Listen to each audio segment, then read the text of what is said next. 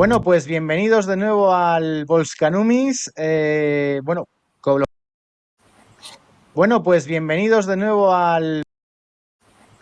Bueno, pues bienvenidos de nuevo al Volcan. Bueno, pues bienvenidos de nuevo al Volcanumis. Como lo prometido es deuda, hemos tardado un poquito, pero aquí tenemos a José Sotochica de nuevo, porque tenemos que continuar hablando de este imperio bizantino. Recordad que en el primer programa nos introdujimos un poco en el mundo bizantino, hablando un poquito, ¿no? sobre el término, sobre los orígenes, desde dónde empezaba. También nos fuimos un poquito por los pueblos que había alrededor de, bueno, pues Ujú. yo qué sé, pues los reinos galos, o los reinos francos, perdón, los visigodos, etcétera, ¿no? Para contextualizar un poco, para ver un poco por dónde se movían en un principio este imperio bizantino, ¿no? Sobre todo en la época de Justiniano. Este primera parte de este imperio, ¿no? Ujú. Y ahora, antes de seguir con todo esto, en este programa, que por cierto gustó bastante, gustó tanto, que es el programa más exitoso de mi canal, que tiene un montón de visualizaciones y un montón de likes, y yo os agradezco un montón, bueno, sobre todo le agradezco a José, ¿no? Que ha conseguido ese récord, ¿no? Y sigue aumentando, ¿eh? Y sigue aumentando las visitas. Es un programa que gustó mucho y que a la gente lo está esperando esta segunda parte como agua de mayo. Entonces, lo primero de todo, vamos a ver. eh, hay, vamos a hablar un poco de tus libros, ¿no? Como Paco Umbral, vamos a hablar un poco de tus Ajá. libros. Los últimos que has sacado ha sido una novela y un Sí. ensayo. El ensayo es el de Leovigildo, que Ujú. lo estáis viendo aquí, y la novela es la de Egilona, Reina de que Hispania. ahora lo vais a ver. Concretamente se llama Leovigildo, rey de los hispanos, que es el ensayo, que por cierto, el último programa hablamos de este, y Sí. de la novela que es Egilona, reina de Hispania. Bueno, a ver, cuéntanos un poquito de qué van. Bueno, Pues Leovigildo me imagino que da, pero es una bueno. biografía de Leovigildo Hmm, que edita Despertaferro. Yo creo que es la primera biografía. Hay una previa del maestro García Moreno que fue realmente su discurso de entrada a la Real Academia. hmm, Pero yo he tratado de apartarme un poco de lo que es una biografía académica al uso para tratar de penetrar también en la psicología del personaje, ¿no? Así, es una biografía más al estilo anglosajón, más al estilo de un historiador anglosajón, tratando de ah, comprender al personaje y no solo de narrar sus hechos, ¿no? Y claro, pues también viene al hilo del programa, ¿no? Porque Leovigildo es el rey visigodo que trata de imitar a Constantinopla en Hispania, ¿no? La corte de Toledo se transforma en una pequeña Constantinopla, Recópolis, la ciudad que él funda, pues realmente es un remedo en visigodo, como digo yo, en pequeñito de Constantinopla, y él adopta ujú, todos los símbolos de poder de un emperador bizantino. La estema, que era la diadema de perlas y piedras preciosas, el cetro, el trono, el solio, ¿no? El manto imperial, ¿no? Realmente lo que está haciendo Leovigildo es trasladar toda la idea, toda la imagen del poder romano, del poder bizantino a Toledo, ¿no? Y él es el verdadero creador de la monarquía visigoda. Es decir, el primer rey visigodo realmente de Hispania es Leovigildo, que además llevaba ese título, es decir, ese título se lo estaban concediendo los contemporáneos, el de rey de los hispanos. Así aparece, por ujú, ejemplo, en la obra de Gregorio de Tours, que era contemporáneo suyo, de Leovigildo. No lo llama rey de los ujú, godos, lo llama rey de los hispanos porque es el primero que realmente va a controlar la parte sustancial de Hispania después de Roma, ¿no? Y Egilona, pues es una novela que sale con Espasa en febrero, que está funcionando muy bien, al igual que Leovigildo. Leovigildo va por su segunda edición y camino de la tercera. Y Egilona, pues es la novela que cuenta la historia de la conquista musulmana de Hispania, ¿no? ah, También tiene algo que ver con Bizancio, porque Don Julián, el famoso conde Don Julián, realmente era el último conde bizantino de Ceuta, ¿no? Pero sobre todo está centrado en el personaje de Egilona, que fue la mujer del rey Rodrigo, la última ujú, reina visigoda, pero fue también la mujer del primer gobernador musulmán de Al-Ándalus. Entonces es una mujer a caballo entre dos mundos y junto con su historia pues conoceremos también la de Don Rodrigo, la de Pelayo, que era sobrino de ambos, de Gilona y Rodrigo, la historia de Tárik y de Musa, los conquistadores, en fin, es un calidoscopio de qué pasó realmente, porque es una historia que se ha contado muy mal, no solo desde el punto de vista historiográfico, sino también en las novelas que se han escrito al respecto, ¿no? Porque son novelas y son ensayos que se basan más en las fuentes tardías y a veces legendarias que en las fuentes primarias que nos cuentan realmente esa historia. Es una cosa bastante curiosa que los historiadores, por ejemplo, ingleses, siempre han señalado como algo curioso y particular de nuestra historiografía, ¿no? Esa manía de querer reconstruir esta historia desde las fuentes más lejanas a los acontecimientos y no desde las fuentes más cercanas como la crónica mozárabe de 754. Y si alguien quiere acercarse a la verdadera historia de la conquista del reino visigodo por los musulmanes, pues Gilona es una buena introducción, desde luego. Bueno, pues oye, ya lo sabéis. O sea, a ver, Leovigildo es el rey de los hispanos. Ya de alguna manera ya no es un súbdito de Roma, sino que él ya es, digamos, es Roma, ¿no? Es una pequeña Roma. Y además adoptará esos títulos porque, bueno, también es lo que conoce, ¿no? De alguna manera. O sea, claro, no puede adoptar otra fuente de poder, tiene que adoptar pues lo que también él considera la autoridad máxima, ¿no? Y en Girona, pues es impresionante, impresionante esa mezcla de religiones, de culturas. Me imagino que romperás mitos también. Sí, siempre es una reina olvidada, pero fue una gran reina que supo cambiar de un paradigma de civilización como era el visigodo a otro como era el musulmán, ¿no? Y que además como fue una mujer que era capaz de gobernar por sí misma, pues evidentemente la convirtieron en malvada tanto por el lado cristiano como por el lado musulmán, porque a nadie gustaba una mujer como ella, ¿no? Y sin embargo, fíjate que el cronista contemporáneo que la conoció, el mozárabe de la 754, el título que le da es ese, reina de Hispania. Es decir, para él no había duda. Es decir, el mundo había cambiado, el reino visigodo no existía, no había rey, pero seguía habiendo reina. Sí. Pero para mí Oye, es pues. muy llamativo, ¿eh? Y Leovigildo, perdona, a ti que te encanta la numismática y que este programa está lleno de aficionados a la numismática, es el primer rey en el occidente bárbaro, con la pequeña excepción, pero que fue puntual, de apenas un año, de un rey franco, de Teodoberto, es el primer rey que realmente empieza a acuñar moneda con su nombre y efigie en 573, 574, porque hasta ese momento los reyes bárbaros de Occidente, cuando acuñaban moneda de fuerte, moneda de oro, por ejemplo, siempre lo hacían con la efigie o con el nombre del emperador, pero nunca con su efigie o con su nombre. Y ya Leovigildo se hace representar en las monedas y lo hace con títulos romanos imperiales. Es decir, él ya no tiene empacho en presentarse ante su pueblo a través de la moneda, que ya sabes que es un elemento de propaganda muy potente en la época, pues como un émulo o como el auténtico pues heredero de lo que había sido Roma, ahora ya en Hispania.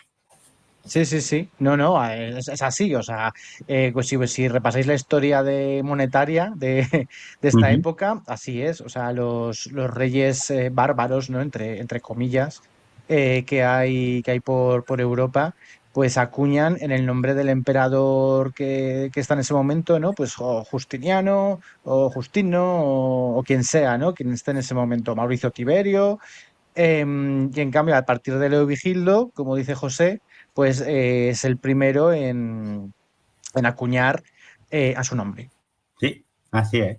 Así Bueno, que nada, con han la sido excepción que has los dicho. libros recientes y luego he tenido la suerte también de coincidir en las librerías con mi hijo mayor, con Ciro Alejandro Soto Calvo, Ciro Alejandro Aníbal Soto Calvo, que también ha sacado ahora en abril, hace nada, su segundo volumen. Si alguien es aficionado a la fantasía épica oscura, pues no tiene que recurrir a un autor anglosajón. Tiene ahí un autor español, ha sacado la segunda parte de una trilogía muy potente que ya hace muchos guiños también a la historia antigua, a la Atlántida, por ejemplo, a Tartesos, etcétera. Y este segundo volumen se llama Metafísica de la Victoria y continúa el primer volumen que se llamó El lenguaje de la guerra. Si a alguien le gusta la fantasía, yo se lo recomiendo vivamente. A mí la fantasía siempre me ha gustado. No sé a ti, José, A El mí Señor de los Anillos. exacto. Dragonlance, bueno, Igual que tú. Yo todos soy estos también un gran libros, aficionado. pues eso, pues bueno, pues estará muy bien hacerse, porque este es el segundo me imagino que la saga se llama La llave de Merión, Efectivamente. Y y estos son es, los primeros episodios. exacto, y luego veo en la portada unos símbolos que me imagino que luego, conforme vayas leyendo el libro, tendrán un significado, ¿no? Porque veo un Sí. corazón, un fuego, un tridente. No hay nada al azar. Aquí no hay nada al azar y ya te digo que aparte de fantasía hay mucho trasfondo, hay mucho guiño a la historia antigua y también a la filosofía. No es solo batallas, no es solo aventura, no es solo misterio, que también y en grandes cantidades, sino también es un mundo creado a partir de un montón de elementos de la antigüedad, ¿no? Pero un mundo con sus idiomas, con su botánica, con su geografía, con su historia. Es decir, totalmente tolkiano, Sí, sí, o pero sea, muy enclavado en las leyendas del mundo antiguo. además, crear un mundo es difícil, o sea, crear un mundo, hacerlo de una manera, bueno, pues siempre evidentemente te basas en cosas, ¿no? Pero hacerlo de una manera más original, diferente, con personajes, con tal, luego encima teniéndote a ti, ¿no? Como asesor, Sí, asesor literario. sí, sí, hablamos los dos mucho, dialogamos mucho. Acaba de terminar su máster en filosofía, ahora va a empezar su tesis Ujú. doctoral.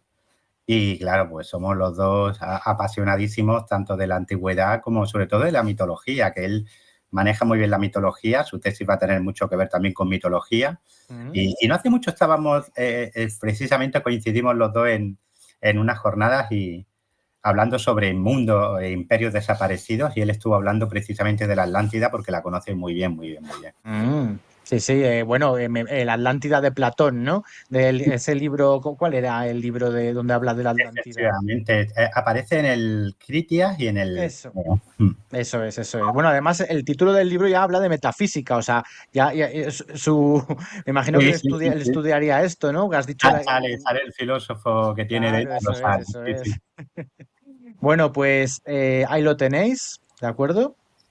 Bueno, pues a ver, antes de meternos en el lío, Ujú. le propuse a José la última vez, no sé si se lo propuse en el programa o fuera de cámaras, como se suele decir, que nos hablara un poco de, bueno, pues de algunas monedas que tiene, de alguna colección la colección que está haciendo, porque eres coleccionista, ¿verdad? De Sí. monedas Ujú. y hablarnos un poco sobre tu faceta como coleccionista, qué es lo que te interesa a ti a la hora de coleccionar y lo que a mucha gente le ha sorprendido. Dice, pero claro, no pudiendo ver, digo, bueno, Sí, pero tendrá el tacto, ¿no?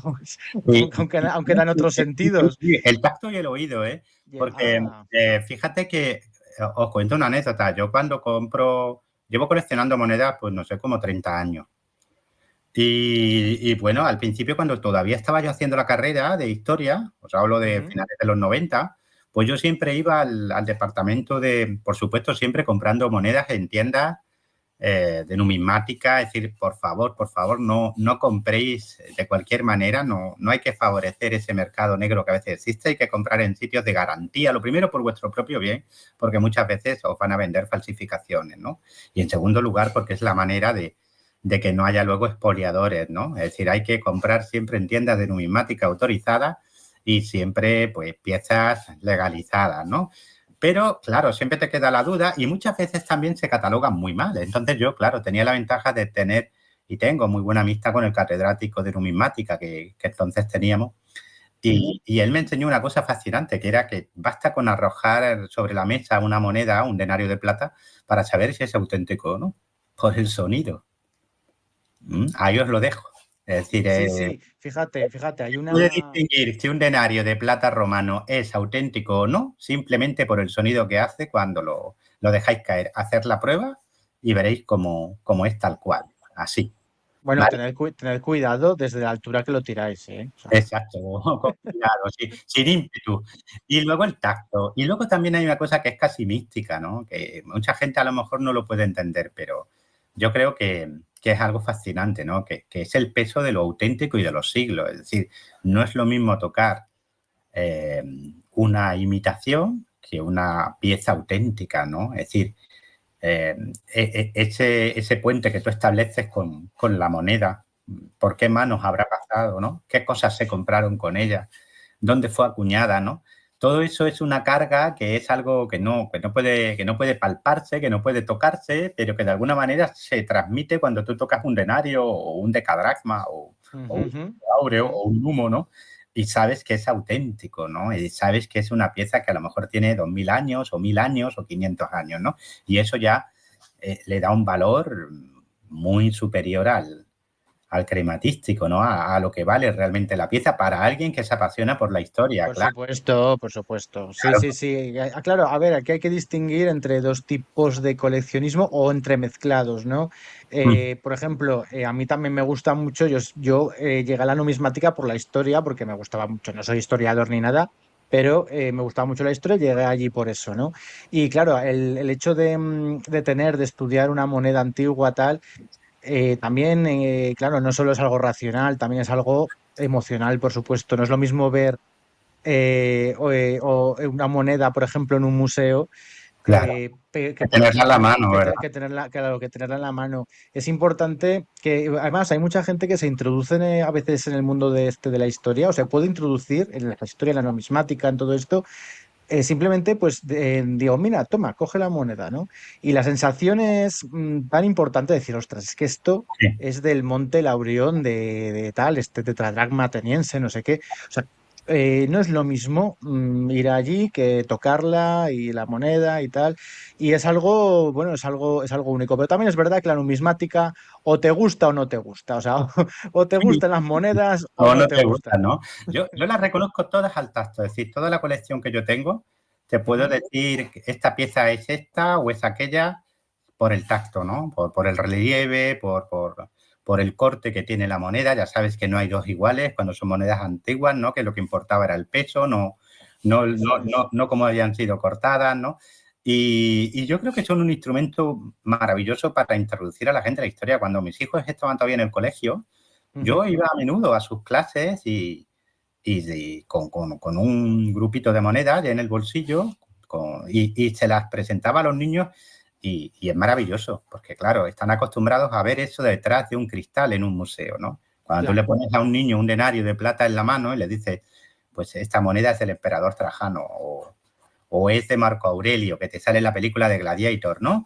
Sí. Aquí lo tienes, ¿no? Este es el auténtico Marco Aurelio.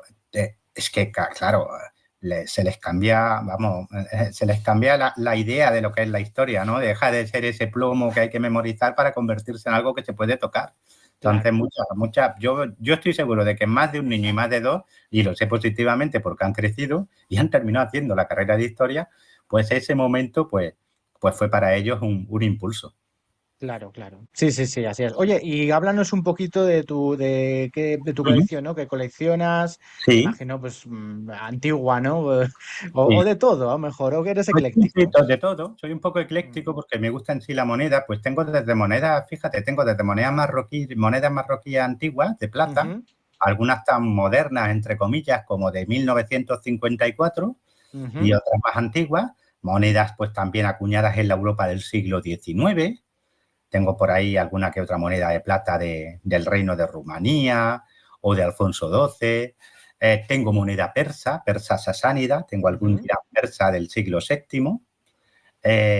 Tengo también denarios de plata romanos de distintas épocas, desde época republicana a época imperial. ujú. Hay algún numo bizantino, que ya sabes tú que era la moneda más pequeñita. Sí, sí. Algún numo Sí, sí, sí. bizantino, algún foli, alguna selicua o selica.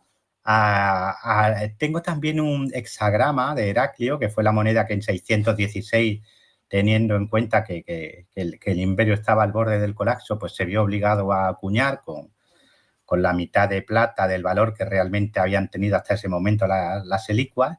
Sí, Y tengo algún sólido áureo también. En casa, siglo cuarto, siglo sexto.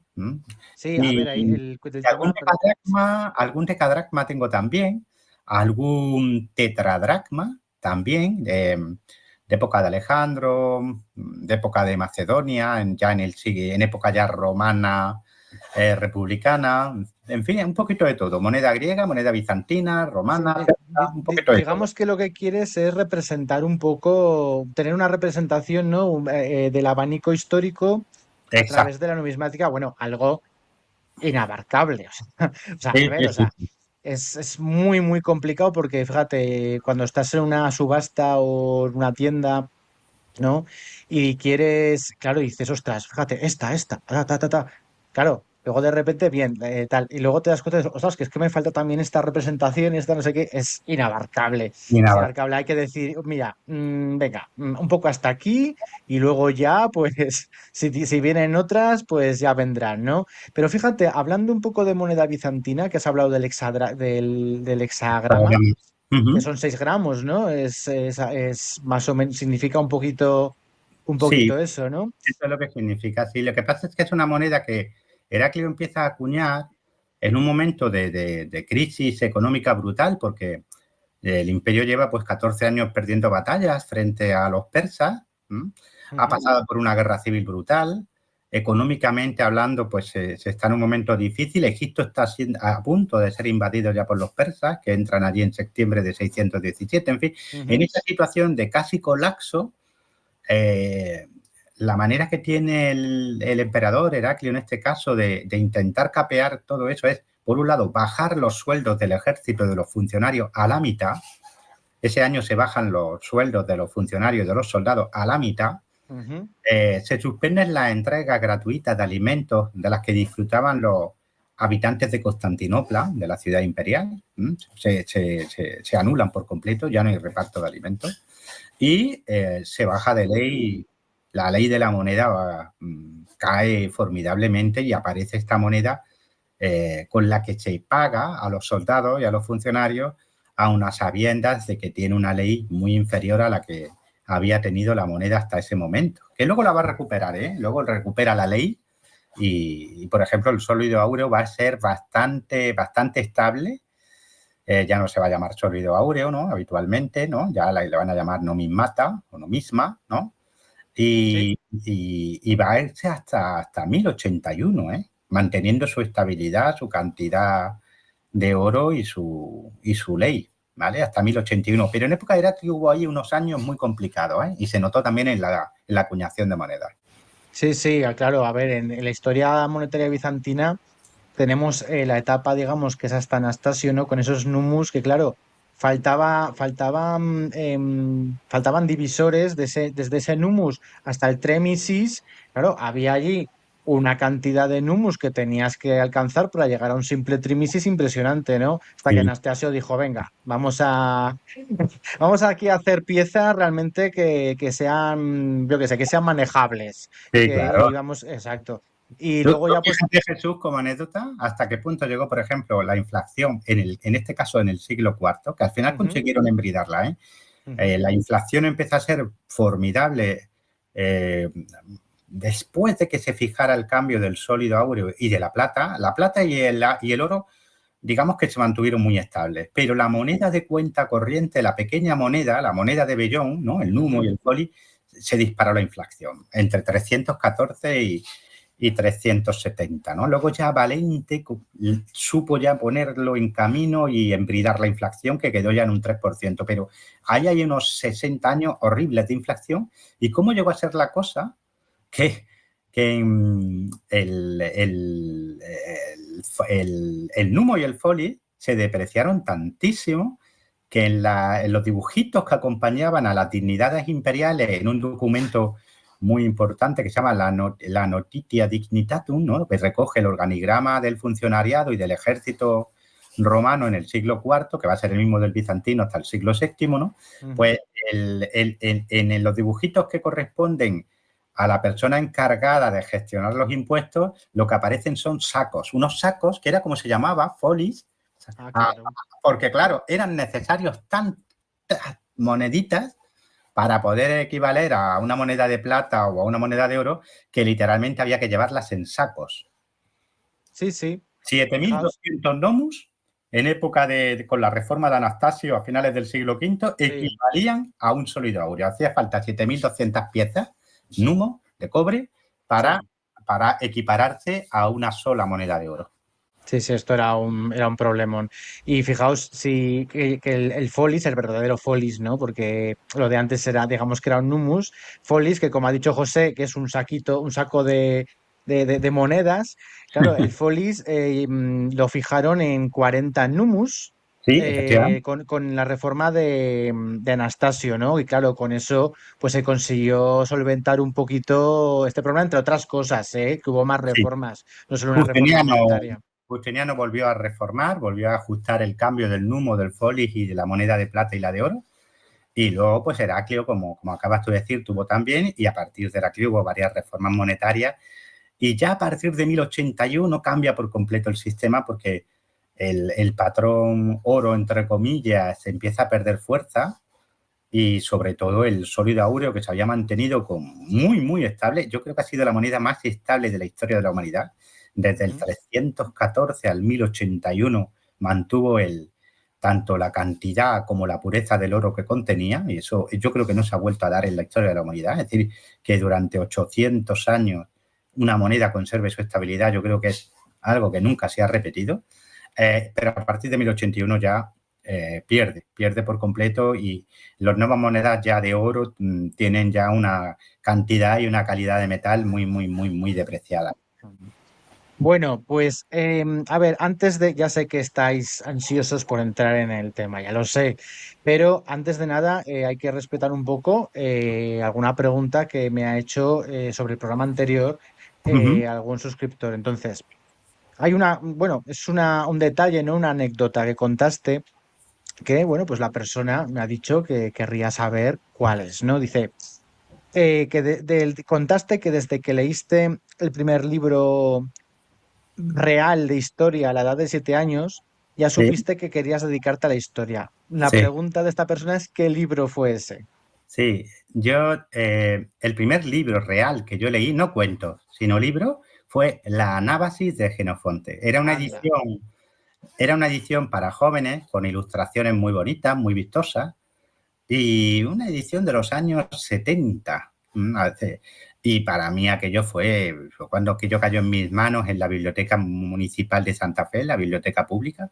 Aquello fue un impacto, claro, la historia de aquellos 10.000 mercenarios griegos avanzando por Asia y una vez que su príncipe persa, Ciros el joven, había sido derrotado y muerto en Cunaxa, pues tratando de volver al mar, porque para ellos su casa era el mar, ¿no? Y bueno, me pareció la historia más épica del mundo, ¿no? Con 7 años, me pareció fascinante, ¿no? Sí, sí, sí, sí, sí, Yo sí. cada vez que veo o que me acerco al mar, se me mete en la mente y en el corazón el grito de estos soldados griegos cuando por fin llegaron al Mar Negro después de miles de kilómetros de aventura y gritaban Salasa, Salasa, Salasa, el mar, el mar, el mar, porque para ellos aquello era volver a casa. Claro, claro. Bueno, por cierto, la biblioteca pública José Sotochica, ¿no? Ah, sí, sí, ese es un regalazo que me ha hecho Ya mi sé que suegro. no te gusta esto, pero bueno, ya lo digo yo. Sí, sí, sí, muy bonito. Ha nombrado la Biblioteca Pública de Santa Fe con el nombre de José Sotochica. Sí, sí, no Vamos, podían haberme eso. hecho mejor regalo para alguien que se apasiona por los libros, que los lee, que los escribe. Y cuando me lo comunicaron desde el ayuntamiento, el alcalde y uno de los concejales, y luego lo ratificó en el pleno la totalidad de la corporación municipal, me pareció el regalo más bonito que se me puede hacer y se lo agradezco profundamente tanto al alcalde como a la corporación, como a todos los grupos y, por supuesto, y sobre todo al pueblo de Santa Fe, porque vamos, me parece algo tan bonito que me emocioné profundamente. Sí, sí, hombre, y merecido, por supuesto, y merecidísimo. Gracias. Bueno, pues oye, pues venga, vamos al lío. Sí, Vamos al lío. vamos al lío. Nos quedamos en Heraclio, que bueno, nos emocionamos todos, ¿no? Con esa historia de Heraclio. Lo que pasa que, bueno, nos quedamos allí. No sé si llegamos a ver un poco la muerte de Heraclio, ¿no? Uh -huh. Bueno, nos quedamos un poco en el punto en el que los musulmanes Sí, inician esa conquista, ¿no? Para desgracia de Heraclio, que había sido todo victorias y todo maravilloso. Venga, vamos a empezar en ese punto, si te sí, parece. ¿Y por sí, qué es un punto de inflexión en claro. el Imperio Romano? Vale, muy bien. Si recordáis, Heraclio es el protocruzado, va a ser recordado sobre todo en Europa occidental como el primero de los cruzados. Había logrado triunfar sobre Persia cuando todo parecía indicar que Persia iba a volver a ser un imperio universal, que se iba a extender desde Egipto y el Mediterráneo hasta la India. Y en mitad de ese triunfo sin parangón en toda la historia romana, pues nos encontramos con la aparición de un imperio inesperado como era el Imperio Árabe, ¿no? Como Mahoma había logrado unificar a las tribus y sus sucesores, Abu Bakr y Omar, las lanzan a la conquista del mundo de los imperios, que era el mundo de Persia y el mundo de Bizancio, ¿no? Batallas como el Yarmouk en 636, pues les abren el camino a los árabes del Mediterráneo, conquistan también en Oriente Persia después de Kadisilla, ¿no? Y en 639, en septiembre, pues ya los tenemos entrando en Egipto. Egipto era la clave. Jerusalén era algo traumático perderla, la pierden los bizantinos en 638, pero lo realmente relevante, lo que hacía inviable una recuperación era la pérdida de Egipto. ¿Por qué? Porque Egipto era la llave económica del imperio, más o menos la cuarta parte de los ingresos del imperio provenían de Egipto, porque Egipto era también el mar. Alejandría, después de Constantinopla, era el segundo puerto del Mediterráneo, de manera que controlar Alejandría era ya tener un pie muy firme en el Mediterráneo. ¿Y por qué los árabes lo primero que hacen cuando terminan la conquista de Egipto, que realmente acaba en noviembre de 642, cuando cae la ciudad de Tinis, en el lago Manzala, en el delta, ¿no? Lo primero que hacen es volver a abrir el canal de Trajano, que es el antecesor del canal de Suez, ¿vale? Si ya lo habían abierto los antiguos egipcios en época faraónica, lo habían vuelto a reabrir los romanos en época de Trajano, comunicaba el Nilo con el Mar Rojo y ahora lo vuelven a reabrir los árabes, de manera que las riquezas de Egipto ya no van en dirección al Mediterráneo, Constantinopla, sino por el Mar Rojo a los puertos de Medina y la Meca, ¿no? ¿Por qué es importante esto? Porque cambia el paradigma. ¿Qué es lo que ha hecho Roma durante siglos? Unir el Mediterráneo. Desde que gana las guerras púnicas en el siglo III a.C., ¿verdad? Lo que ha hecho ha sido forjar un imperio mediterráneo, heredero y continuador de los imperios helenísticos, de aquel imperio de Alejandro y de sus sucesores, y ha construido una unidad mediterránea que al principio es política y económica, que luego es cultural y que a partir de Constantino va a ser también religiosa. El Mediterráneo forma entonces una unidad que Justiniano, si os acordáis, recuperó, reconstruyó.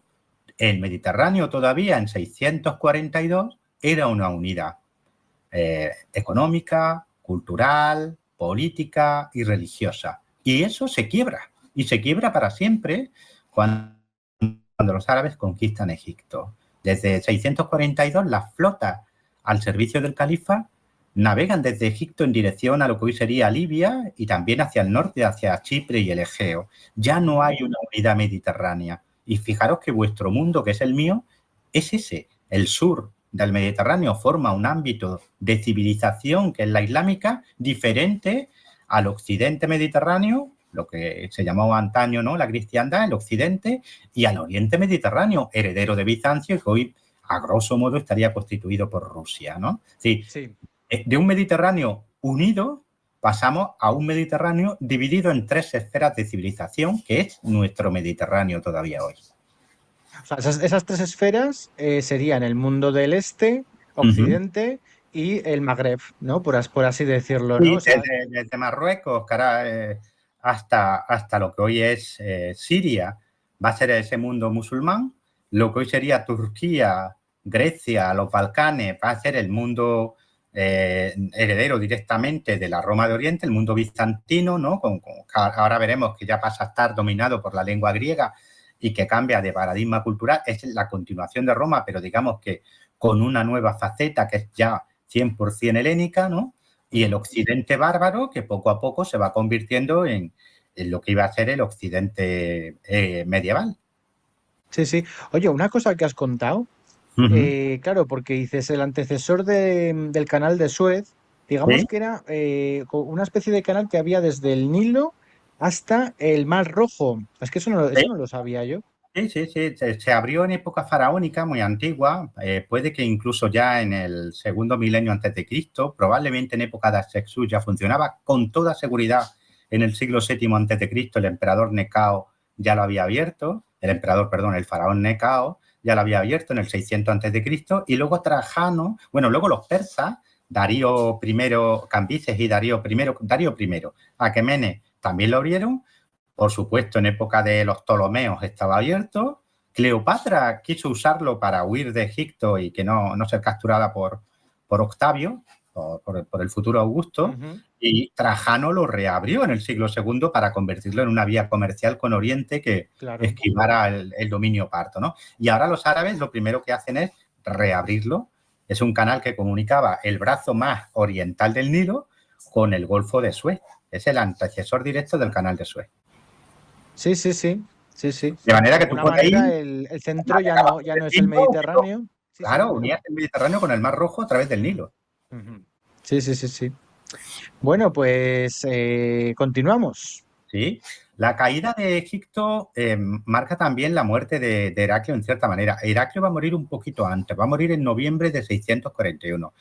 Va a tener una muerte bastante triste. Él llevaba enfermo ya varios años, una enfermedad además muy terrible, muy particular. El emperador estaba totalmente hinchado, retenía líquidos, generó hidrofobia, no podía ver el mar, le daban ataques de pánico, tenía dolores terribles y bueno, parece, por el diagnóstico que hizo un médico hace unos años, en base a los testimonios de la época, que Heraclio era un caso raro, porque es rarísimo, la tasa de supervivencia es del 3, 4, 5%, es un caso de una persona que, habiendo contraído la rabia, ha sobrevivido a ella, ¿vale? Parece que Heraclio lo que en torno al año 635, 636 tuvo que contraer la rabia, sobrevivió a la rabia, que es algo, ya te digo, excepcional, pero le quedaron una serie de secuelas que, unidas a todo lo que se le venía encima, tú das cuenta que un hombre que ha batallado por todo Oriente, que se ha creído tocado por la mano de Dios y que de repente toda su obra se derrumba, ¿no? Y él estaba firmemente convencido, como muchos de sus contemporáneos, que aquello era castigo de Dios por haberse casado con su sobrina carnal, con Martina, ¿no? Es decir, pensaba que todo lo que le estaba ocurriendo ya era por haberse encabezonado por casarse con Martina. De esto tengo yo, por cierto, 2 novelas que fueron mis primeras novelas. Tiempo de Leones y Los Caballeros del Estandarte Sagrado, que son novelas dedicadas a Heraclio, a la figura de Heraclio.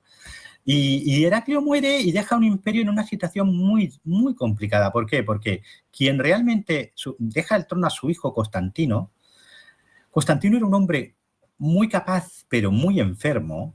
Incluso hay sospechas de que esa enfermedad que él tenía la estuviera propiciando con venenos de baja intensidad, podríamos decirlo así, por Martina. Martina era su madrastra, porque Constantino era hijo de la primera esposa de Heraclio, ¿no? Entonces, cuando llega al trono Constantino, en noviembre de 641, está muy enfermo, de hecho solo va a reinar 3-4 meses, muere en febrero de 642, y quien se hace con el trono, entre sospechas de asesinato, es Martina, la mujer de Heraclio, para colocar a su lado a Heracleona, uno de sus hijos habidos con Heraclio, ¿vale? Entonces, ¿qué tenemos? Que mientras que los árabes están conquistando Egipto, en la corte de Constantinopla están enfrentándose entre las distintas facciones de la familia imperial.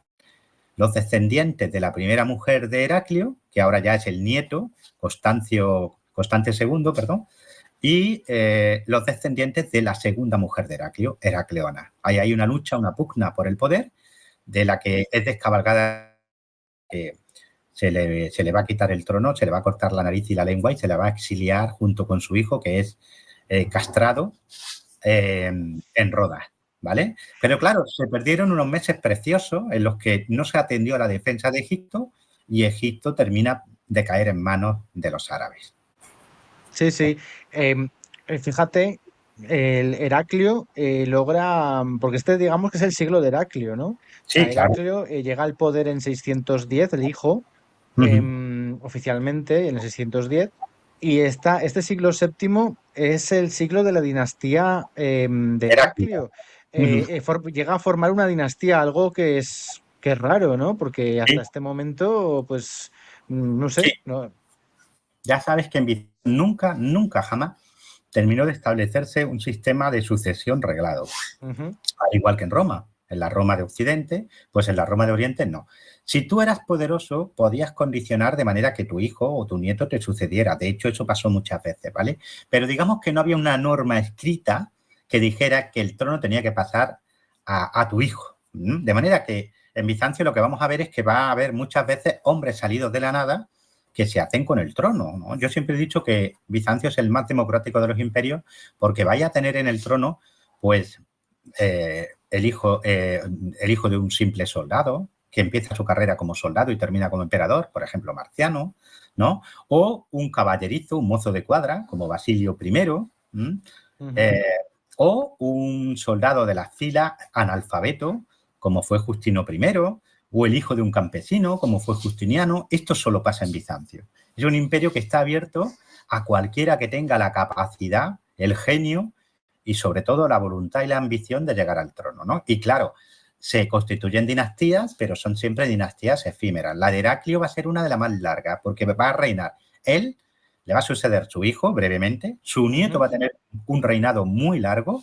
Constante II va a reinar desde 642 a 668, luego le va a suceder su bisnieto, Constantino IV Fogonato, que va a reinar hasta 685, y luego ya su tataranieto, Justiniano II, el emperador de la nariz cortada, que ahora hablaremos de él, que va a tener 2 reinados, uno primero hasta el año 695 y otro segundo de 705 a 711, ¿no? Es decir, que vamos a tener todo un siglo, 610-711, regido por una misma familia, que se van sucediendo padre-hijo, padre-hijo, padre-hijo.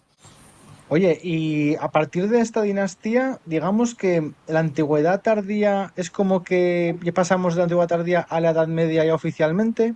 Para mí sí, yo lo defendí en mi tesis, que podéis descargaros, está libre en internet, que se llama Bizantinos, Sasánidas y Musulmanes, el fin del mundo antiguo y el inicio de la Edad Media en Oriente. Para mí la Edad Media comienza en 642. Esto no es una novedad, ya lo defendió en su momento, en los años 20-30, Henri Piguem, un maravilloso historiador belga, en un libro que se llama Mahoma y Carlomagno, y yo lo que hice fue actualizar, entre comillas, esa teoría, esa tesis, a la luz de un nuevo trabajo en el que yo lo que hacía era confrontar lo que está pasando en Persia, lo que está pasando en Bizancio y lo que está pasando en el primer Islam, ¿no? Es decir, yo hago un estudio sincrónico de estos 3 espacios de civilización y mi conclusión es que efectivamente, que en 642, con la toma de Alejandría en Occidente y con la derrota persa sasánida de Nehabem, cambia el mundo. Ya no hay vuelta atrás. Lo que ya empieza es un nuevo mundo, que es el mundo de la Edad Media. Sí. Bueno, pues ya que estamos en esta dinastía, bueno, tenemos, me parece que es Constante II es el que llaman el barbudo, ¿no? El barbado. Ese es Constantino IV, ese va a ser su hijo. Constante II es un emperador olvidado que, sin embargo, hizo algo fundamental en la historia de Bizancio, que es que, aunque muchos atribuyen equivocadamente la reforma temática a Heraclio, esto es un lugar común y lo podéis ver hasta en obras supuestamente especializadas. Se basa en una anotación confusa de Teófanes en su crónica, ¿no? Que habla de cómo Heraclio traslada a los ejércitos temáticos a Oriente, ¿no? Los temas los crea su nieto, Constante II, en 656. Y tenemos incluso, digamos, la prueba palpable porque es cuando aparecen una serie de sellos de plomo pertenecientes a los distintos estrategos, es decir, a los distintos jefes de los temas. ¿Qué son los temas? Bueno, en el año 642 Bizancio está en la ruina. Ha perdido Oriente, Siria, Palestina, Egipto. Los ávaros y los eslavos han conquistado prácticamente la totalidad de los Balcanes, excepto Constantinopla, Tesalónica, Atenas, Patras, que son islas, es decir, son islas en el sentido de que son ciudades aisladas. El resto de los Balcanes, hasta el corazón del Peloponeso, está ya dominado por tribus eslavas. Es decir, el imperio está arruinado y está al borde de desastre. Claro, ¿cómo mantienes un sistema militar como el de la antigüedad tardía, basado en un ejército profesional al que hay que pagar? No había oro para pagar. ¿Y qué hace Constante? Constante tiene una idea genial, es decir, Anatolia, Asia Menor, está siendo una y otra vez devastada, primero por los persas y luego por los árabes. La gran propiedad que había regido el mundo desde época helenística ha desaparecido, porque esas invasiones han destruido esas grandes propiedades. Los grandes propietarios, los terratenientes, o han sido muertos o han huido a las ciudades en busca de protección. Hay mucha tierra libre. ¿Qué voy a hacer? Voy a coger a mis soldados, a los que sobreviven de los ejércitos comitatenses, y los voy a instalar dándoles grandes parcelas de tierra. No estamos hablando como antes se creía de soldados campesinos al que le dan un trocito de tierra y lo labra él. No, no, no.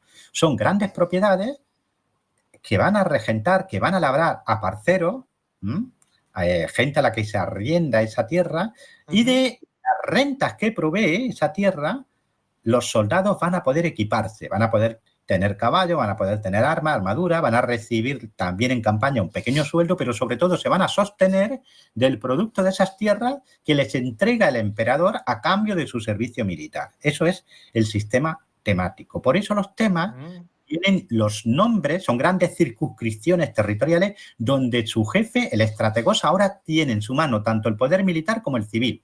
Sí, y por eso van a tener una estructura 100% militar. Tenemos el ejército de Oriente, ahora va a ser el tema de los anatólicos, que significa los orientales. Sí. El ejército de Tracia es trasladado de Europa, donde ya no queda territorio porque ha sido invadido por los eslavos, y es trasladado hacia Menor y se llama el tema de los tracesios, es decir, de los de Tracia, ¿no? Por ejemplo, son dos de los temas originales. El tema de Oxicium es el ejército en presencia del emperador, ¿vale? Que pues, se le establece también ahí en Asia Menor, ¿no? O el tema de los civirreotas, que va a ser un tema marítimo que va a ocupar la costa egea de Asia Menor y las islas Cícladas, por ejemplo, ¿no? Van a ser los temas originales. Luego se van a ir añadiendo más temas. Es decir, los antiguos ejércitos comitatenses son dotados de tierra y donde son instalados se transforman en grandes circunscripciones provinciales, a su vez divididas en ducados, donde se asientan las moiras de 2.500 hombres y los drungos, que ya son los antiguos regimientos, los tacmas, ¿no? Claro, esto hacía que el tesoro imperial se descargara mucho. Ya no había que pagar directamente cada 4 meses a los soldados. No, porque ya les has pagado con... Al principio creo que recordar que fueron 4, el equivalente en tierra, 4 libras de oro a 288 sólidos áureos, ¿no? Y posteriormente se aumenta a 12 libras de oro, que es una cantidad de tierra bastante importante. O sea, digamos que se les ofrece tierras a arriendo, ellos... la tierra va en propiedad, la tierra es del Estado, pero se la cede al soldado a cambio de que preste servicio y que se presente totalmente equipado con su caballo, con su armadura, con sus armas, ¿no? Cuando el estrategos o el duque lo llamen porque hay una invasión, porque hay que realizar una campaña, ¿vale? Durante la campaña sí recibe un pequeño sueldo, pero digamos que el grueso de su mantenimiento lo obtiene de las rentas de la tierra que el Estado le ha cedido. Vale. Esa tierra no la puede vender, en un principio no la puede vender, pero vive de sus rentas.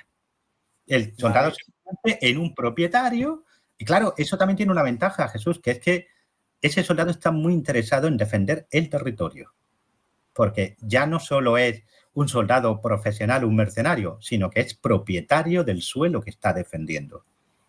Claro. Sí. O sea, digamos que a diferencia del antiguo soldado campesino, en este caso... ¿vale? Eso es uno de los mitos de la historiografía.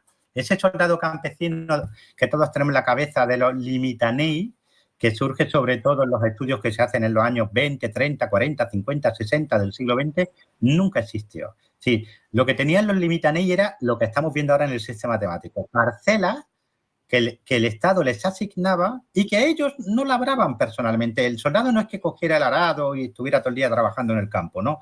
El soldado recibía de la gente que labraba sus tierras una renta y él se dedicaba al ejercicio de las armas. Sí, vale. Estamos hablando de la época, de esta época bizantina, ¿no? Sí, en época romana igual, ¿eh? En época romana los limitanei no son esos soldados que muchas veces leemos en las publicaciones de que los imaginamos como señores que están ya todo el día en el campo y que de tarde en tarde aparecen como soldados. No, eran soldados a tiempo completo, solo que se mantenían buena parte del sueldo, no todo, buena parte del sueldo que recibían o de los alimentos y materias primas que recibían, se las proporcionaban las parcelas que les asignaba el Estado a cambio de su servicio militar. Pero no es que el soldado estuviera trabajando en el campo, ¿vale? Sino que se le decía, este es tu lote de tierra. y los campesinos que están aquí trabajando te van a proporcionar la cebada, te van a proporcionar el caballo o te van a proporcionar la plata necesaria para que prestes servicio. Y la cuarta parte te la pago yo todavía en moneda, pero el resto te la van a entregar esto. Vale. Sí, sí, entiendo. O sea que, bueno, pues tenemos esta división por temas, ¿no? O sea, ¿dices temas? ¿Tal y Sí, como suena? T-H-E-M-A-S se escribe. Vale. T-H-E-A-E-M-A-S. Divisiones. Temas. Son las Vale, divisiones. Porque vale, cada vale. una de ellas va a ser ocupada en origen, en el siglo VII, a partir de 656, por un antiguo ejército de campaña. El de Oriente, el de Tracia, el ejército en presencia del emperador, ¿vale? Sí, bueno, además el territorio a administrar es más pequeño. Entonces, Mucho más claro, pequeño. entonces no es un territorio tan vasto como, por ejemplo, cuando en la época anterior de Heraclio o de Justiniano. O sea, es un territorio que se reduce mucho y también es más controlable y se puede gestionar a lo mejor de otra manera, ¿no? Como estás diciendo tú ahora. Sí, es un mundo más pequeño, más pobre. La Mm. frontera oriental va a estar en el Tauro, en la cordillera del Tauro. Se sigue controlando África del Norte y buena parte de Italia. Se siguen conservando las islas occidentales todavía, Sicilia, Cerdeña, las Baleares, ¿no? Ceuta, por supuesto, pero es un mundo que ha cambiado y que va a cambiar muy rápidamente porque los árabes, una vez que se hacen con Alejandría, siguen empujando. Es decir, vamos a tener, por ejemplo, a los árabes atacando Chipre en 648-49. Lo vamos a tener lanzando su primera gran expedición contra el África bizantina, contra lo que hoy es Túnez, en 647-648, atacando Sicilia por primera vez probablemente en 665, ¿no? Los árabes se han lanzado al mar, se van a convertir en una potencia naval y esto no había ocurrido desde época de, bueno, brevemente con los ataques piráticos de Genserico en época vándala, pero sobre todo desde época de Cartago no había tenido Roma, en este caso hablamos ya de Bizancio, un rival en el mar. Ahora sí, ahora las flotas de los califas son un rival tan potente como que en el año 655, en la llamada batalla de Fénix o de los mástiles, que es como la van a llamar los árabes, la flota califal que ha partido desde Alejandría y Siria derrota al propio emperador, a Constante II, en una gran batalla naval, que va a ser la primera gran batalla naval que pierdan los romanos desde época de las guerras púnicas, ¿eh? Sí, Jolín. O sea, ya estamos hablando de Constante II, ¿no? Sí, Constante II. Porque es en esta época donde los árabes intentan conquistar Constantinopla. Esa va a ser su obsesión. En principio va a ser la obsesión del gobernador de Siria, que es Muawiyah, que va a terminar siendo califa. En 656 se subleva contra el califa legítimo, Ali. De ahí viene la división entre chiíes y suníes dentro del Islam, ¿vale?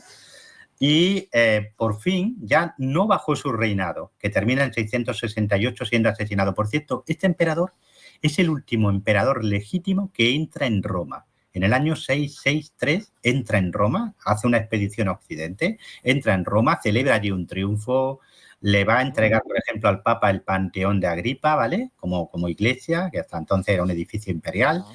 Va a celebrar carreras y juegos en Roma, año 663, el último emperador legítimo que entra en Roma. Bueno, pues este emperador es asesinado en Siracusa en 668 y va a ser durante el reinado de su hijo Constantino IV Fogonato, el de la barba florida, ¿no? Diríamos, cuando se produzca el primer gran ataque contra Constantinopla, que va a ser un asedio, un sitio impresionante en el que los árabes van a lanzar a más de 100.000 hombres y más de 1.000 barcos contra Constantinopla entre los años 674 y 678. Por ahí leeréis que esta fue la primera vez que la flota bizantina usó el fuego griego, el famoso fuego griego, ¿no? El fuego valirio de Juego de Tronos, ¿no? Pero esto no es cierto, ¿no? Yo lo demostré en un trabajo científico. La primera vez que se usó fue en el año 665. Precisamente bajo el reinado de Constante II, que es un emperador con muy mala prensa porque es tenido por hereje, ¿vale? Y entonces muchos de sus logros o fueron oscurecidos o directamente fueron silenciados, ¿vale? Pero en cualquier caso, en 678 los árabes sufren una derrota espantosa ante Constantinopla y en buena medida se lo deben al uso del fuego griego por parte de los dromones de los barcos de guerra bizantinos. Este fuego griego era eso que, bueno, que prendía incluso encima del agua y aun Sí, cuando no, se le no solo echaba encima del agua, debajo del agua, no solo debajo del agua, es que si tú lo tratabas de apagar con agua, se avivaba. Se Y si tú avivaba. le echabas agua encima, se avivaba, ¿vale? Era muy difícil apagarlo. La única manera, había dos maneras de apagarlo. Bueno, había tres. Echar la arena encima porque lo privas de oxígeno y se apagaba, ¿vale? Apagarlo dándole golpes con esteras de esparto, ¿no? O, y esto es muy curioso y es una de las claves para descifrar su composición, echándole orina o vinagre encima.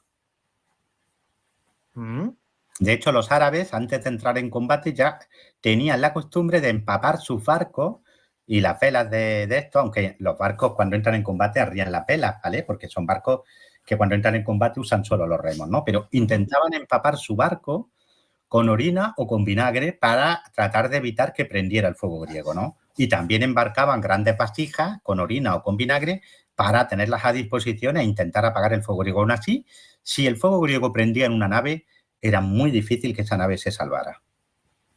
Claro, porque tenías que llevar cantidades de arena, por ejemplo, o de vinagre o tal, bastante grandes para poder sofocar esto. Porque ¿sabe la composición de esto, del fuego griego? A No se ha ciencia descubierto cierta, aún. no. A ciencia cierta, no. Yo tengo algunos trabajos dedicados al tema. Hay distintas fórmulas que se han propuesto. La base era resina. La base la conocemos. Era una mezcla de resina y de nafta. La nafta es un petróleo muy ligero, ¿vale? Entonces, es una mezcla de nafta y de resina, pero lo que no tenemos, eso sería el combustible. Y lo que no tenemos es lo que podemos llamar comburente. A ver, el comburente es el oxígeno, pero también es como se suele llamar digamos que al iniciador de la combustión, ¿no? De que la deflagración, porque esto se disparaba con sifones, básicamente, sifones de fuego griego que por potencia del aire con que se comprimía, pues se disparaba por la boca de bronce en forma de león, de dragón o de lobo que se instalaba en la proa del barco al principio y luego en otras partes del barco, ¿no? Bueno, pues sabemos que había un componente secreto que no se podía difundir bajo pena de muerte, se mantuvo el secreto hasta el final, ¿vale? Y ese componente secreto se colocaba en la boca de bronce del sifón, ¿vale? Y cuando pasaba el líquido caliente, que previamente había sido calentado y mezclado, la nafta y la resina, se prendía en la boca del dragón, para entendernos, ¿no? Y entonces salía propulsado un chorro ardiente, un rayo ígneo, te dicen las fuentes de la época, que cuando caía era como un lanzallamas, ¿vale? Cuando te caía encima eso ya estabas perdido porque además era súper pegajoso y ardía con una potencia terrible y devastadora. Si os interesa este tema, aparte de en Imperios y Bárbaros, tenéis un capítulo sobre esto, ¿vale? Imperio y Bárbaro es un libro que tengo con Despertaferro. Sí, ahora os lo voy a poner aquí en el... Si no queréis ensayo y queréis novela, yo le dediqué a esto una novela que se llama Bajo el fuego y la sal, que narra las aventuras de un dromon bizantino y de un sifonario que era el jefe de la escuadra que activaba el sifón de fuego griego, ¿no? Justo en 846, que ese año los sarracenos, los corsarios sarracenos de aquí, de España, de Al-Ándalus, saquearon el Vaticano, las tumbas de San Pedro y San Pablo. Bueno, pues si os interesa este tema del fuego griego, en Bajo el fuego y la sal, ahí tenéis toda la descripción de cómo se fabricaba el fuego griego, de cómo se disparaba, de cómo se combatía en el mar. Sí. Bueno, pues ahí lo tenemos. Si queremos curiosear un poco sobre eso, pues ahí tenemos estas lecturas. Bueno, pasamos ya un poquito al final de esta dinastía.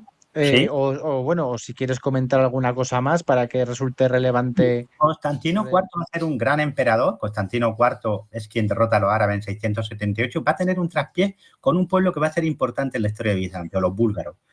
Los búlgaros originalmente son un pueblo de las estepas, son turcos. Ellos se creían descendientes de Atila, ¿de acuerdo? Y originalmente estaban en la zona de lo que hoy sería Ucrania, sur de Rusia, ¿vale? Donde ahora mismo tenemos esa guerra tan desgraciada, ¿no?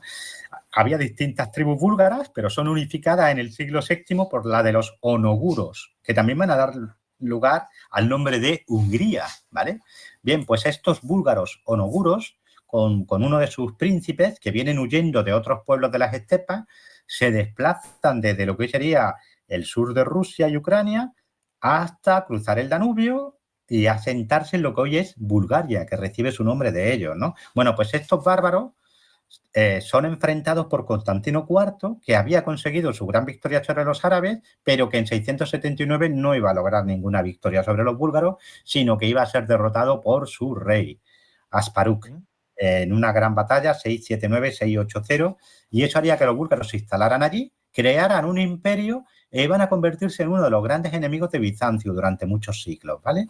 El legado que deja Constantino IV es un legado complejo. El imperio sigue manteniéndose en África, en buena parte de Italia, pero sigue estando muy débil en los Balcanes, se mantiene frente a los árabes, ¿no? Su sucesor, Justiniano II, es un hombre también muy capaz, que empieza a deportar eslavos, empieza a hacer campañas en lo que hoy sería Bulgaria y sobre todo en lo que hoy sería el norte de Grecia, que había sido por completo eslavizado, ¿vale? Empieza a hacer ahí campañas y a los prisioneros los va asentando, que son eslavos, en Asia Menor para reforzarla demográficamente frente a los árabes. Es un hombre muy capaz, pero es también un hombre muy cruel, terriblemente cruel, ¿de acuerdo? De manera que en 695, en un momento crítico para el imperio, porque los árabes están a punto de conquistar África, una región muy importante para el imperio porque era muy rica, ¿vale? Pues justo en ese momento es depuesto y lo que hacen es cortarle la nariz, porque se suponía hasta ese momento que si tú desfigurabas al emperador ya no podría volver al trono. No podía haber una persona desfigurada en el trono. ¿Por qué? Porque es la imagen corpórea de Cristo en la tierra. Desde Heraclio, ¿no? Desde Heraclio, digamos, ¿no? Desde Constantino. Ah, desde Constantino. En el Sacramentum Militiae, los soldados romanos juraban por Cristo y por el emperador, que es la imagen corpórea de Cristo en la tierra, decía el juramento, ¿vale? Entonces, claro, no puede ser desfigurado el emperador hasta este hombre, ¿vale? Le cortan la nariz y lo mandan a lo que hoy es Crimea, esa peninsulita del Mar Negro que los rusos se anexionaron en 2014, allí se va Justiniano II, pero Justiniano II, que ya no tiene nariz, por eso le llamamos el emperador de la nariz cortada, era un hombre que no se dejaba apartar. Se escapa de su prisión, se refugia en la corte de los házaros. Los házaros son un pueblo de las estepas que ha expulsado a los búlgaros y que se ha asentado en lo que hoy es el sur de Rusia, en la zona del Volga, lo que luego fue Stalingrado, para que os hagáis una idea, y se casa allí con la hija del Jan y con su ayuda vuelve al trono. Se hace fabricar una nariz de oro, ¿vale? Para que os lo imaginéis. Retoma el trono en 705 y lleva a cabo una escabechina brutal, incluso acaba con el papa de Roma, al que manda a traer a Constantinopla y luego deporta, etcétera, etcétera. Bueno, al final tanto odio, tanto rencor terminaron con su asesinato en 711. ¿Pero qué ha pasado? Que mientras que el imperio de nuevo se ha enzarzado en estas disputas internas, los árabes han conquistado Cartago en 698 y Cartago es la llave del Mediterráneo occidental. A partir de ahí, en muy breve espacio de tiempo, completan la conquista del norte de África, lo que hoy es el Magreb.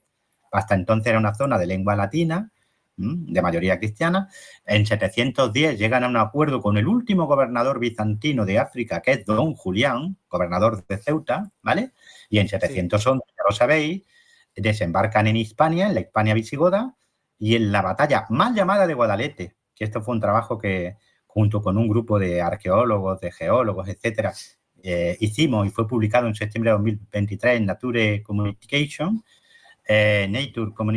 la batalla fue realmente en el término municipal de Tarifa.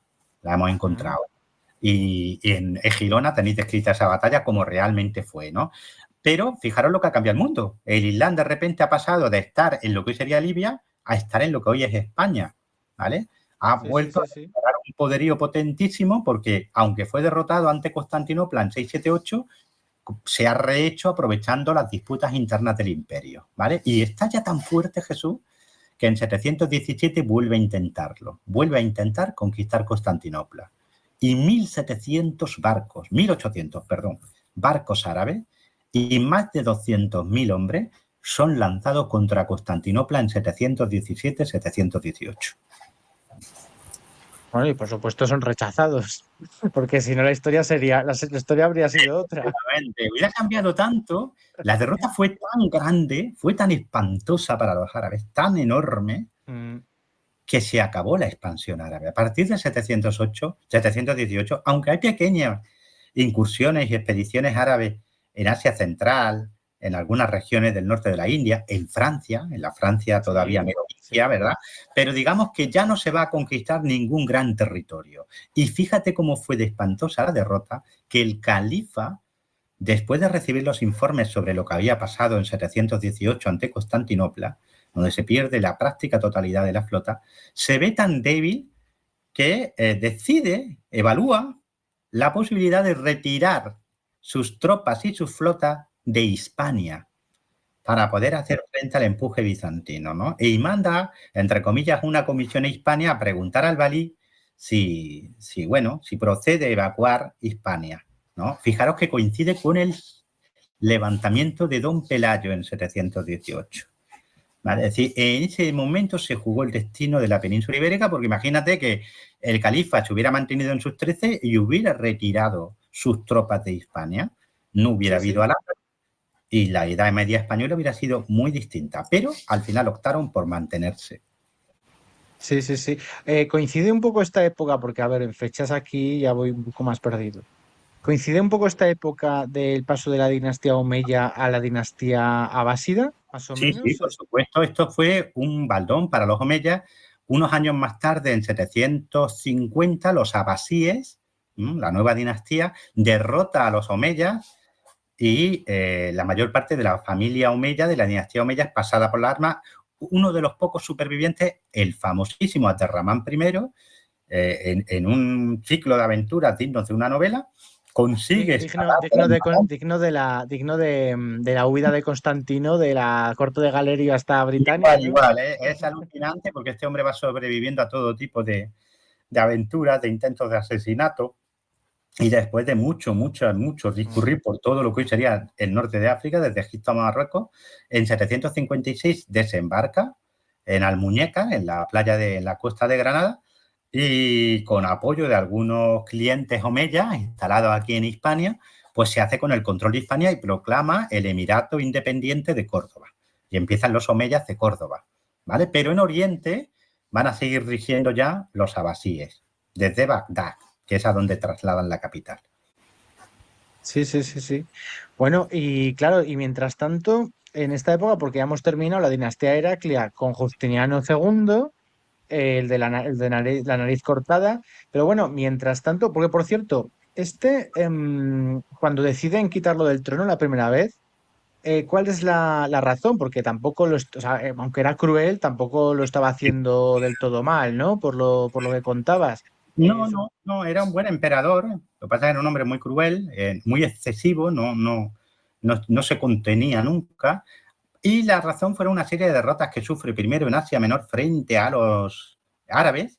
Por ejemplo, una buena parte de los eslavos que él había asentado en Asia Menor se pasan a los árabes, ¿no?